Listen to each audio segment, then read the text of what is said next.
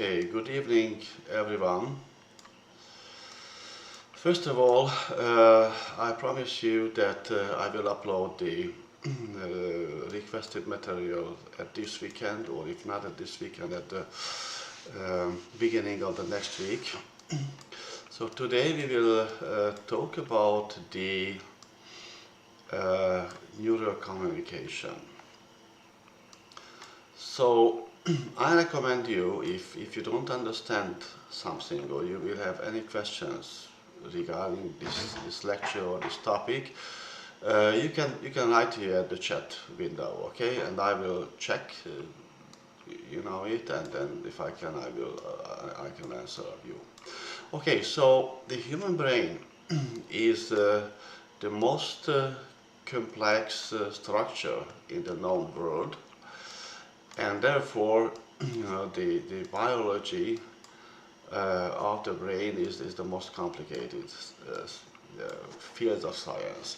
But the thing is that that we can talk about this issue in a simple manner. It's difficult to talk about, for example, of the molecular genetics or the immune biology in a simple way, but I think that it is it is easier to talk about this topic. So first of all, let's have a look on the way of the communications, which we already mentioned at the first semesters.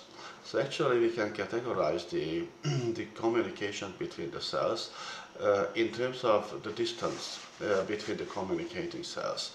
So the paracrine signaling means that there are two different cells very close to each other and they share information with each other. This information sharing or transmission can be unidirectional or bidirectional.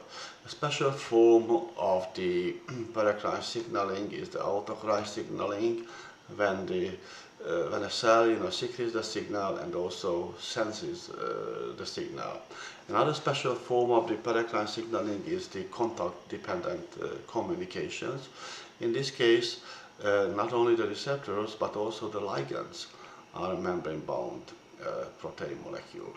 Okay, so at the other extreme we find the hormonal, or in other words the endocrine communications. The hormones, the hormonal glands secrete their content to the blood, and the hormones will bind to the receptors at those cells which contains the cognate receptors, the appropriate receptors. What about the neural communication? First of all, we can categorize these both. But typically in the textbook it is categorized to the local signaling, and it is called as synaptic signaling because the two cells communicate with each other through the synapses, which are local things. But the other aspects of this issue is that usually when a neuron sends a signal, then this will travel across a chain of or networks of other neurons. So that's why we also can put them into the category of the long-range signaling. Anyway, it doesn't matter how we categorize them. So I can show you that earlier, similarly to other fields of sciences, when we don't know an exact answer for a particular question, it was also the case with the structure of the nervous system. So the first proposal was the so-called reticular theory, by doctrine in other words, and it was proposed by Camillo Golgi, an Italian neurobiologist, and he said that the neurons are not individual entities because they not only bind to each other but they have a continuous cytoplasm. So this is something like they have a reticular structure. And interestingly, he developed a staining method which was used by his Spanish colleague Santiago Ramón y Cajal, who was led to a different conclusion. He proposed the neuron doctrine, claiming that the neurons are individual entities which, although contact with other neurons, but they are separate cells, and the contact sites are the synapses. And I don't know, and I think I'm not alone with this question. Why Camillo Golgi, could not discover this using his own staining method? The the important feature of the so-called Golgi staining is that it randomly stains cells. So you can see cells which are stained and around cells which are non-stained. So I don't know why Golgi came to a wrong conclusion, but anyway, both of them were awarded by Nobel Prizes. Why?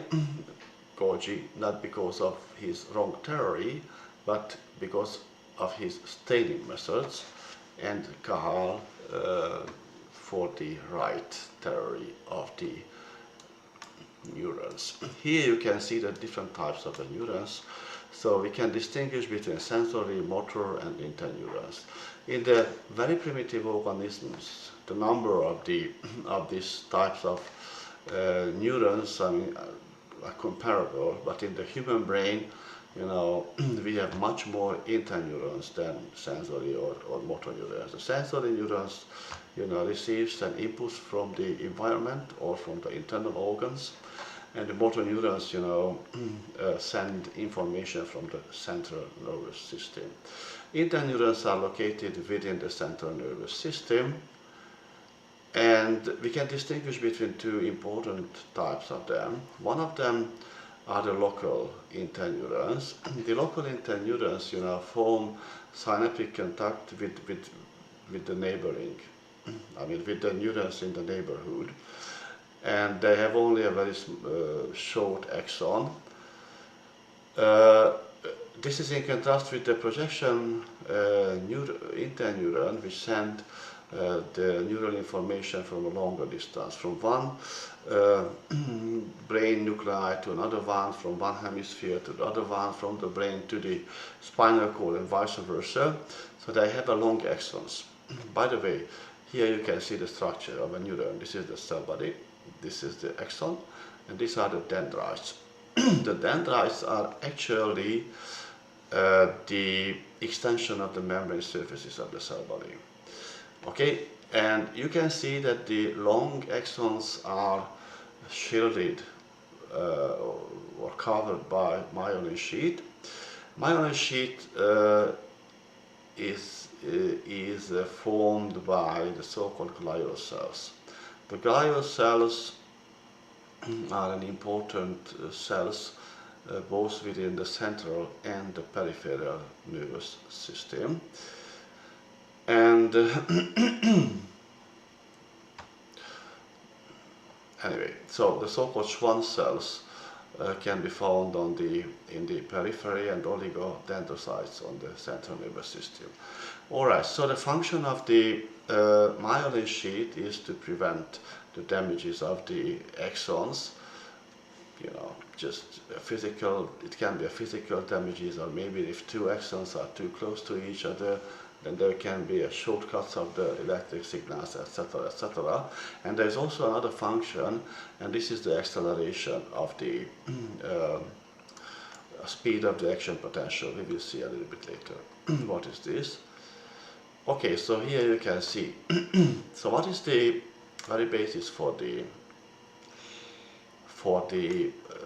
neural communication? I would say that.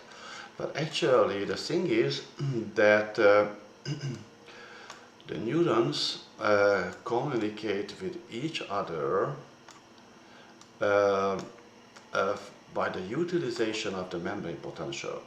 So in the resting state, the neurons maintain a constant okay, so as far as I can see, there is a problem with the lecture. We are frozen at the very first picture.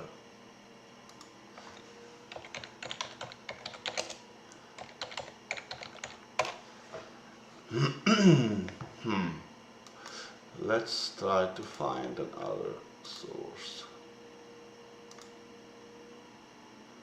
Well, I don't know what is the why it is, but I continue the lecture, and then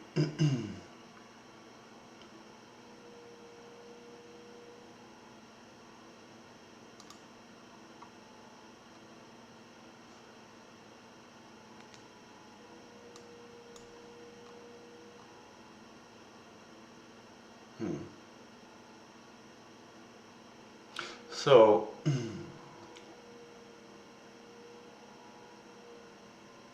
okay, I don't know what to do.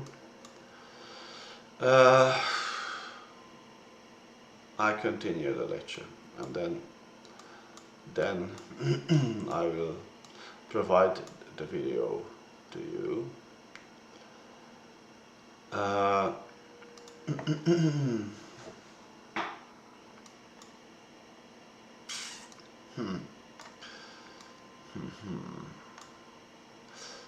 Yeah, I don't know why, because according to my check, we have there's a good internet here. I don't know what is the problem.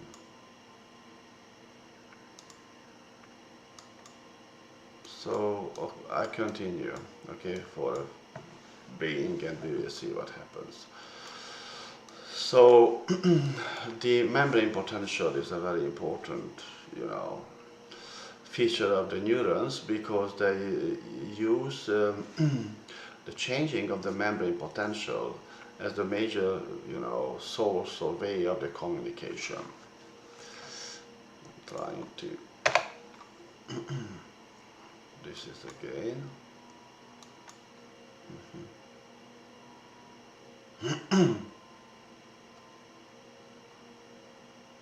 Okay, yeah, well, maybe we can see that. Okay, so I started again.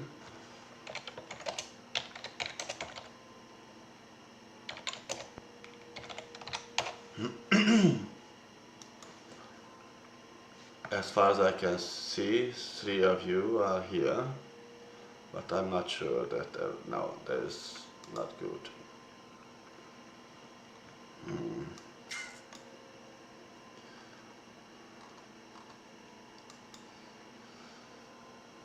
So let's see, I move these slides, what will happen?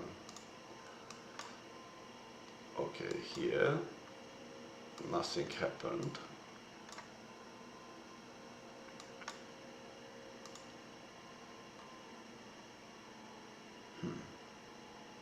Anyway, I continue, and we will see what will happen, okay?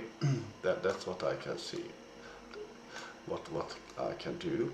So the thing is that the membrane potential is generated by the distributions of the ions along the cell membrane. So there are 2 basic forces which direct, okay, which direct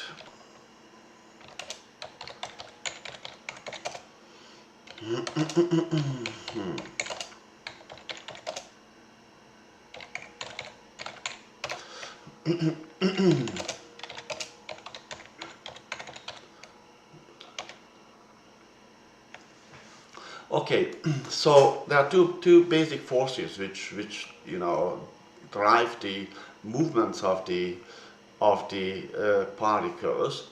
One of them is the generated by the so-called concentration gradient, or it is also called as chemical gradient. So if the different particles are distributed unequally between the 2 sides of the membrane, then there is a movement, from the higher concentration towards the lower concentration. Okay, so that's that's a rule, I would say. Okay, so we have a solution, and we have, you know, solvent and also the soluted material, and from the higher concentration there is a migration towards the lower concentration. And we should not forget about that not only these particles which are dissolved will move, but also the solvent. So in the highly concentrated part of the space, I would say, the water, if the water is the solvent, then the water has a lower concentration. So while, for example, the particles, you know, move for this direction, then the water will move in the other direction. But here we will focus on the chemical substances. So one of them is the chemical gradient, you know, which will determine the direction for the movement. And there's also another force which is based on the electric gradient, right? So the charged particles has also a gradient, and similarly to the concentration, they also tend to be equalized. So in many cases, if we talk about an ion, so an ion has two different properties. One of them is that this is a certain material, certain elements or atoms or molecules, and on the other hand, they are charged particles. And these two, you know, forces which affects their movement can contradict with each other. We will see some examples, okay? Let's see here. So, for example, we can see the neuron, and let's consider only the potassium and the sodium ions. Typically, in a normal situation, in the resting neurons, there are a lot of sodium ions outside in the extracellular space, and there is a lot of potassium ions within the cytoplasm. The cytoplasm has a net negative charge. This is because of the proteins which are negatively charged, I would say. Okay, and despite the fact that there are potassium ions within the cytoplasm is still negative. This is in contrast with the extracellular space, which is positive due to the high amount and concentration of sodium ions. Okay, let's see what happens with the sodium. So we have a semi-permeable membrane which normally does not let the ions to pass through, but we have a specialized transmembrane proteins which are called as ion channels, which let them through if their pores are open. Okay, so let's suppose that we open the sodium ion channels. Okay, so the sodium will tend to enter to the cells because of two reasons. One of them is that there are more sodiums outside than inside. That's why the concentration gradients tends to be equalized. And on the other hand, the cell interior is negative. That's why, you know, the sodium ions tends to neutralize this negativity. So both of these forces, the electric and the chemical forces, you know, push the sodium ions towards the cell or to enter to the cell. And we call these two forces collectively as the electrochemical potential or electrochemical gradient. And okay, what about the potassium? Potassium is more interesting in this respect. This is because, you know, there are more potassium inside the cell, right? That's why the chemical gradient, you know, try to push out the potassium ions. But on the other hand, you know, the exterior is positively charged. That's why the potassium ions would remain within the cytoplasm. So these two forces are opposing to each other, and I have to tell you that the chemical gradients forms a higher force.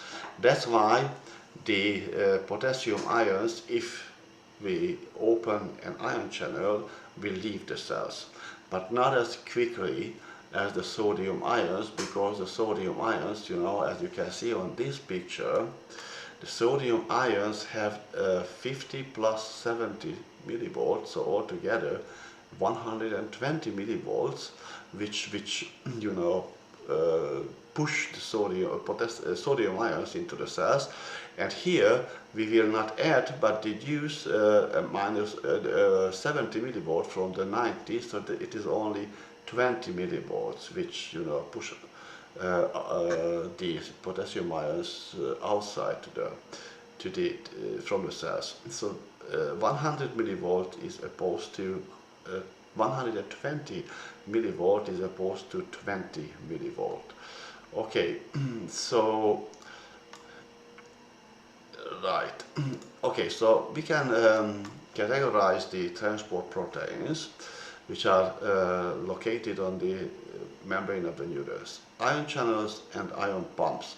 The ion channels are the passive player of these processes, so they do not exert energy, they only open or close their pores.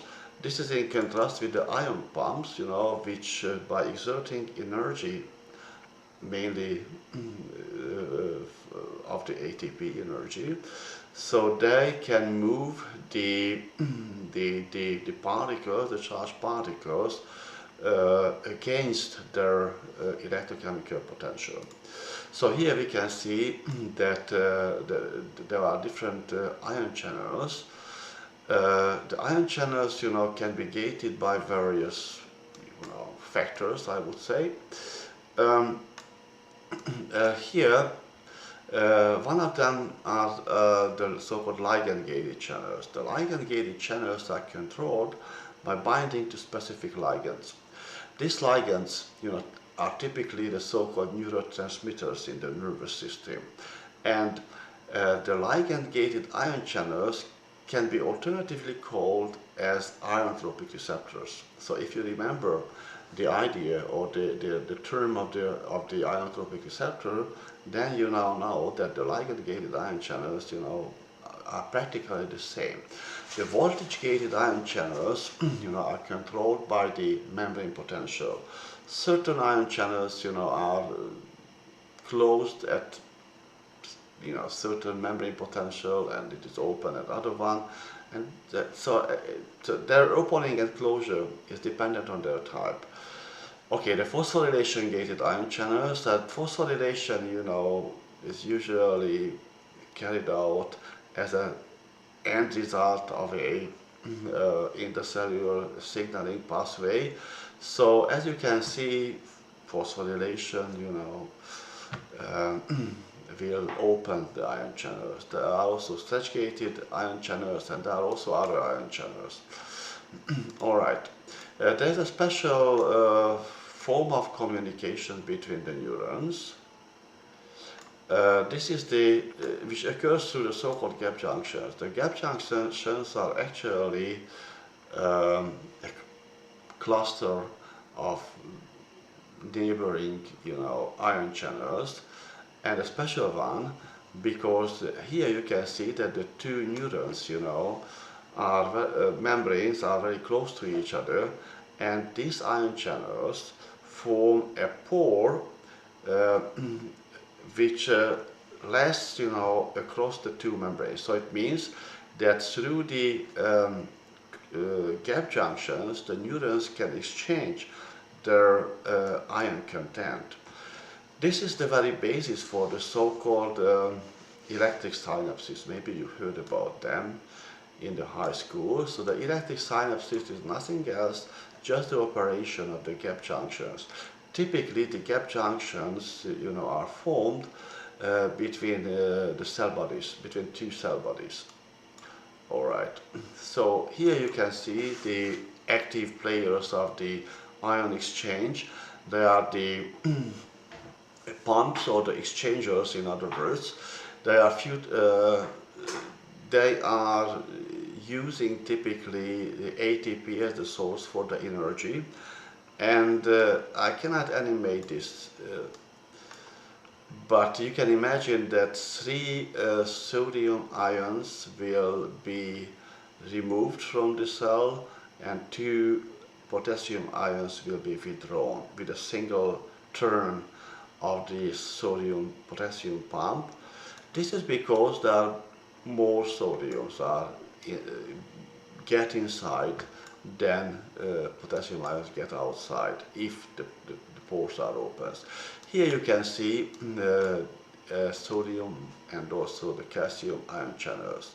There are not too many genes encoding this kind of channels, and I have to tell you that this is a pretty complex ion channels. As you can see, this is a very complex protein molecule which is composed of 4 different domains, and each domain is composed of 6.5 so-called segments. Okay, and as you can see, this is a single molecule because there is a continuity with respect of the covalent bonds, right? And a single gene codes for this. And as you can see, that structure forms only the so-called alpha subunit of an ion channel. So typically the ion channels also contain another, auxiliary subunits such as the beta 1 and beta 2, etc., etc. Here you can see that one of the segments of each domain is labeled by red color. These red segments are the so-called voltage sensors. So if the membrane potential changes, then they will change their positions within the cell membrane, and that will lead to the opening of the pores of the ion channels. Okay, here you can see the sodium ion channels. So this is the 4 domains. These are only 2 domains, but all of the 6.5 segments here. And you can see that these half segments are always oriented towards the pores. So they have a key role in the opening and also in the closure. Well, I have to tell you that the potassium ion channels are more frequent. So there are much more types than for sodium or calcium ion channels.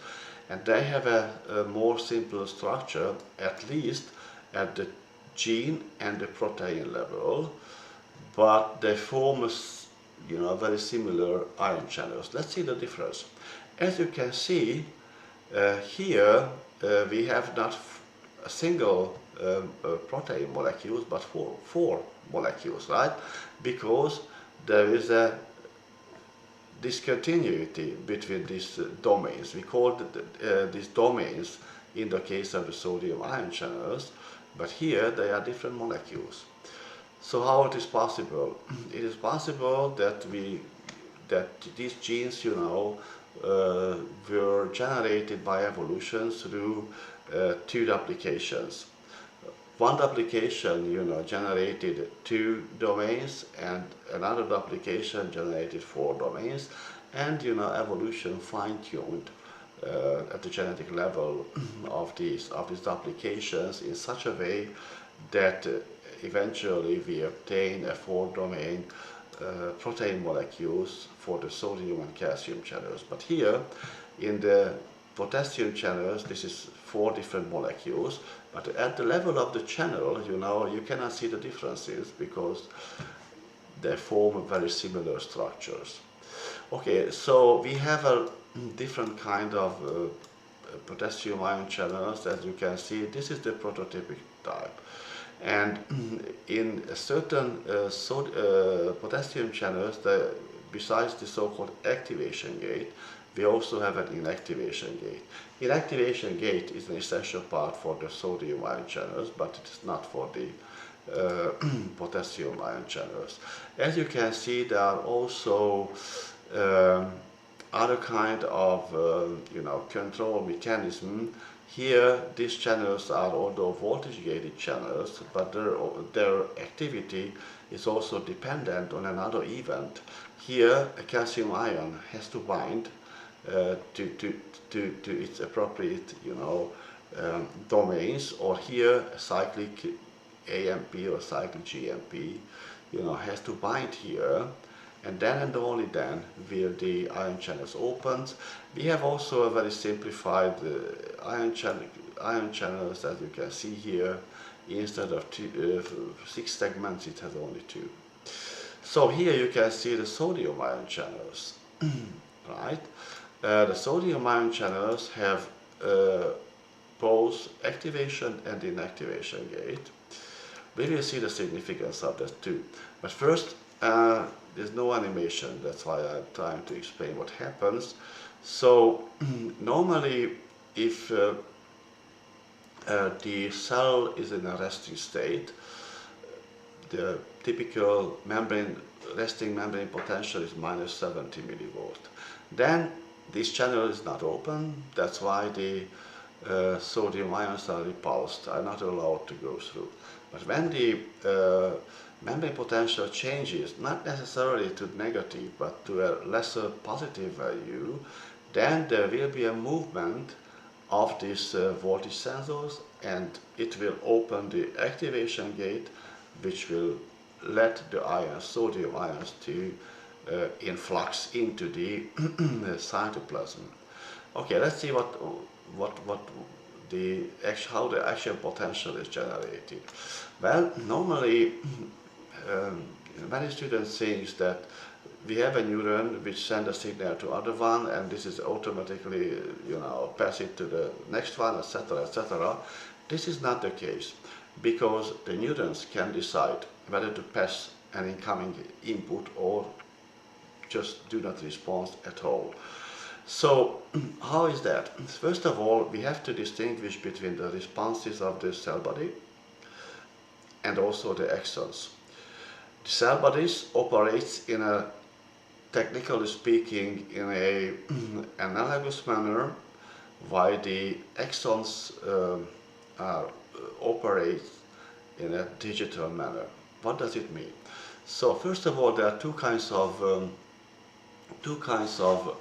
inputs which can reach the cell body of the neurons. One of them is the excitatory, and the other one is the inhibitory. Let's consider first the excitatory inputs. So excitatory inputs actually decreases the membrane potential. Normally, sodium ion channels, are mediating this effect. So it means that instead of minus 70, the membrane potential approaches the minus 50 value. Okay, inputs are coming, and sodium ion channels open, and it will lead to changes of the membrane potential. We call these changes as EPSP, which is short for excitatory postsynaptic potential.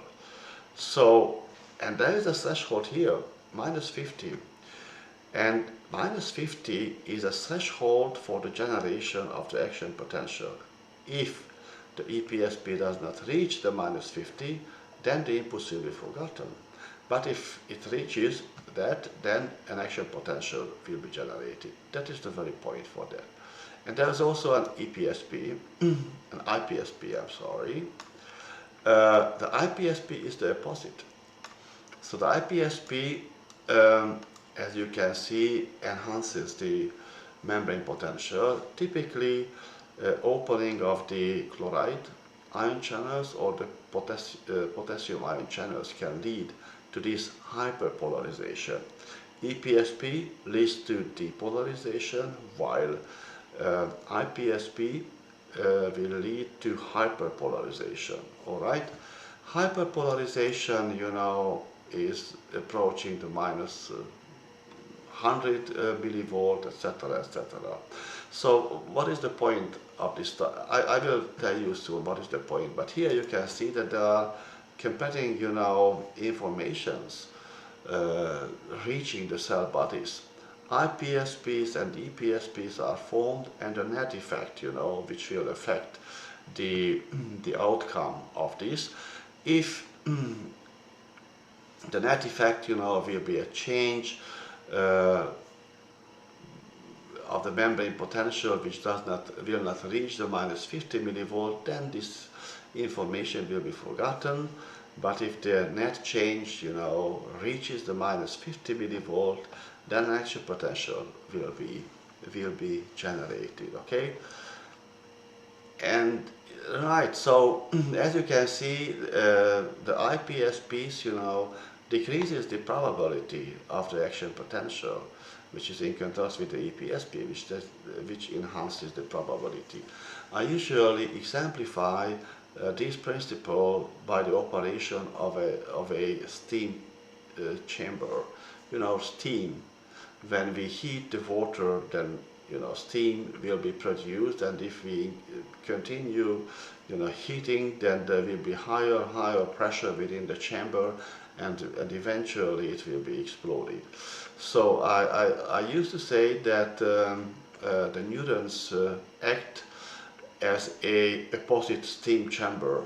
So if the membrane potential is increasing and increasing, then the chance for the firing, for the action potential, will be lesser and lesser. So that's the point here. All right. So, okay, I have to tell you that there's also a spatial summation. If the two axon terminals, are ended very close to each other, then the effect will be added. If they are located on a distal position, then the net effect will be smaller. Likewise, the temporal summation, if two input arrives simultaneously within a very short period of time, then they will be added. If the time this time window is increasing, then the net effect will be smaller and smaller, and reaching a certain limit, there will be no addition at all of these effects. So,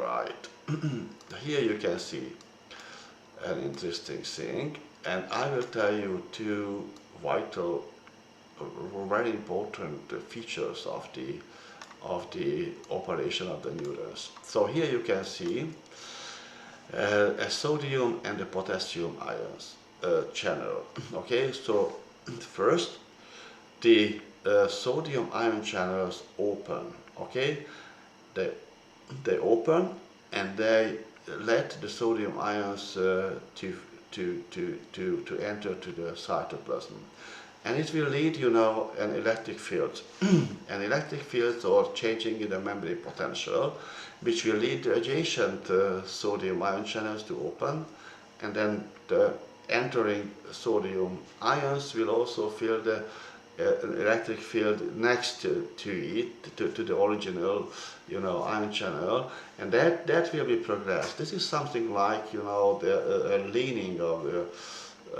the dominoes. You have seen probably the videos when they break a domino, and after each other they will be leaning, falling, and this is how the action potential is progressing. So in many cases, we can call the action potential as a depolarization wave generated by the consecutive opening of the sodium ion channels. But I have to add or mention that there is also a wave of the opening of the potassium ion channels, which follows the opening of the sodium ion channels. So first, you can see here there is a depolarization wave conducted by the opening of the sodium channels, and there's a repolarization wave conducted by the opening of the potassium ion channels. So this wave occurs at a single point of the axons of the nerve cells, and this can be this are progressing. Another important thing here is the why the progression of the action potential is unidirectional. from the cell body towards the axon terminal. This is called, by the way, as the anterograde manner of progression. The reverse would be the retrograde way, but it doesn't happen. So why is that? Why is it unidirectional? Here I can explain it to you. So first, as you can see, if the membrane is depolarized due to the opening of the of the sodium ion channels, then it will be opened, right? And new sodium ion channels can come. In the meantime, the potassium ion channels are closed. After a very short time, the sodium ion channels will be closed, but not through the activation gate, but through the inactivation gate, which form a plug.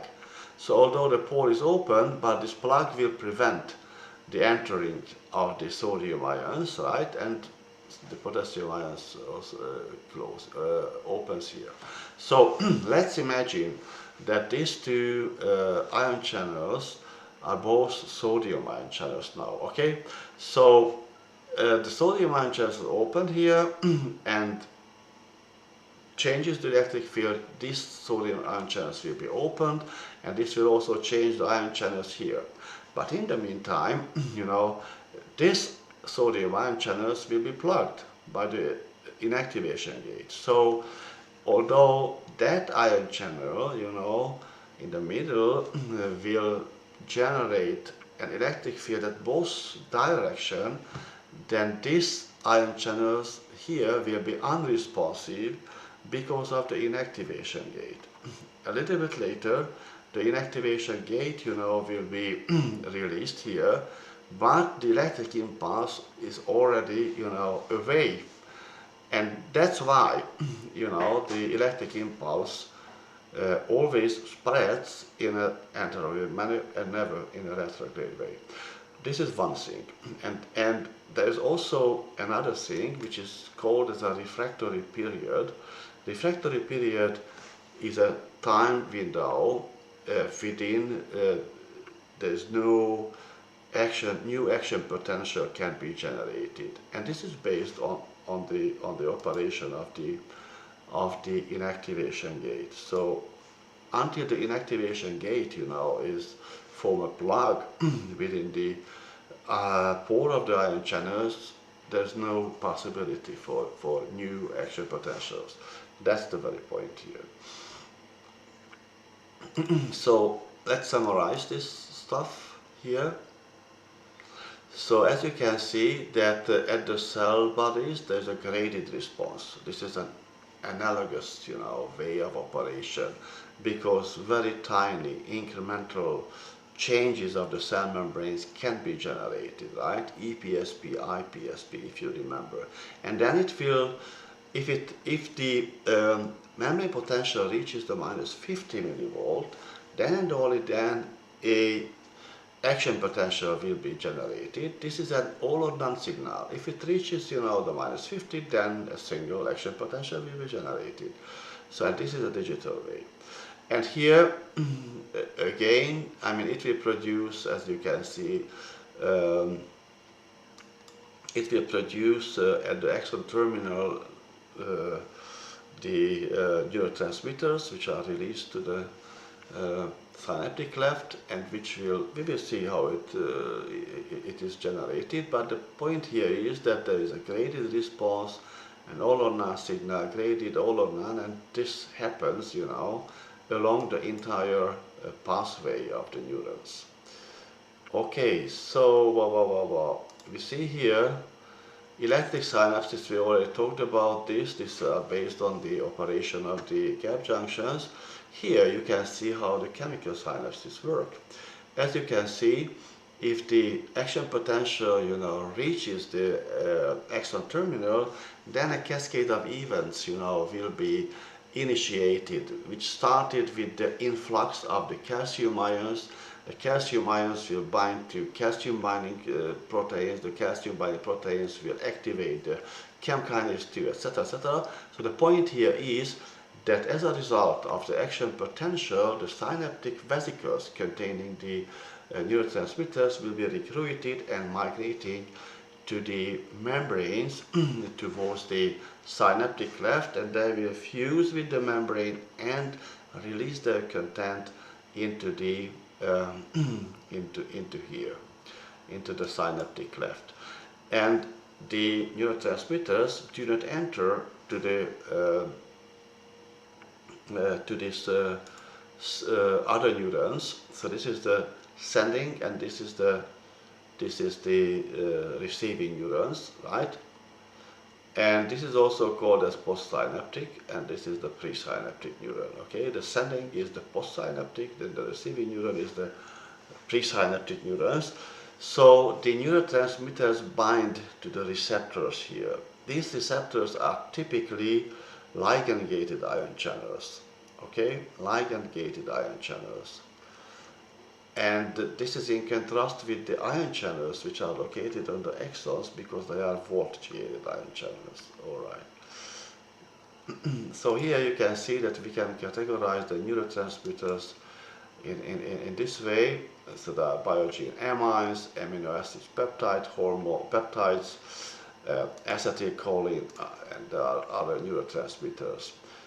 As you can see, many neurotransmitters are used for different purposes or two. So for example, the histamines are very important in the inflammation, or there are amino acids which are important building blocks of the proteins. There are also adrenaline and norepinephrine, they are hormones. So that we can, you know, we have a lot of biomolecules which are used for different purposes. I have to tell you that serotonin, dopamine, norepinephrine, and adrenaline are collectively called as monoamines, and three of them are the so-called catecholamines.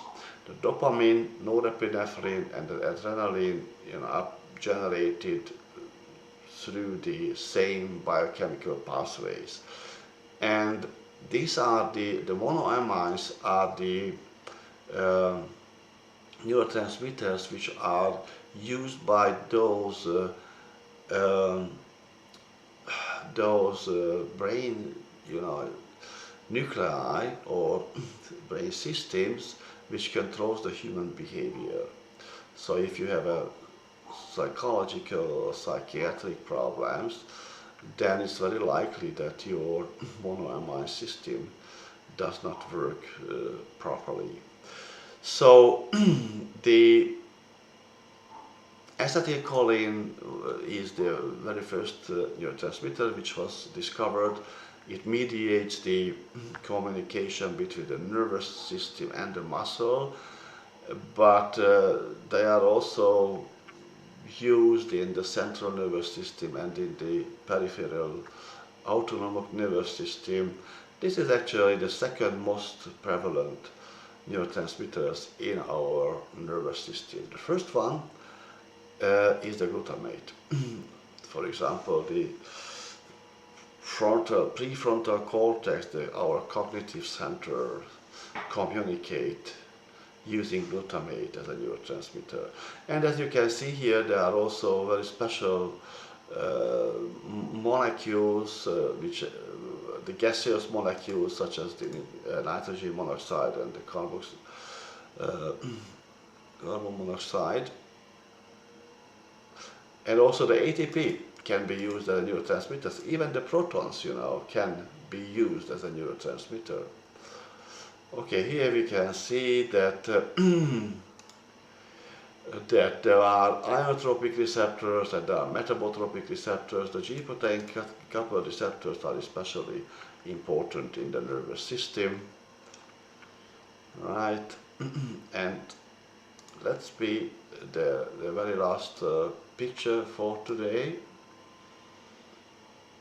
Okay, and this is the neurotransmitter deactivation.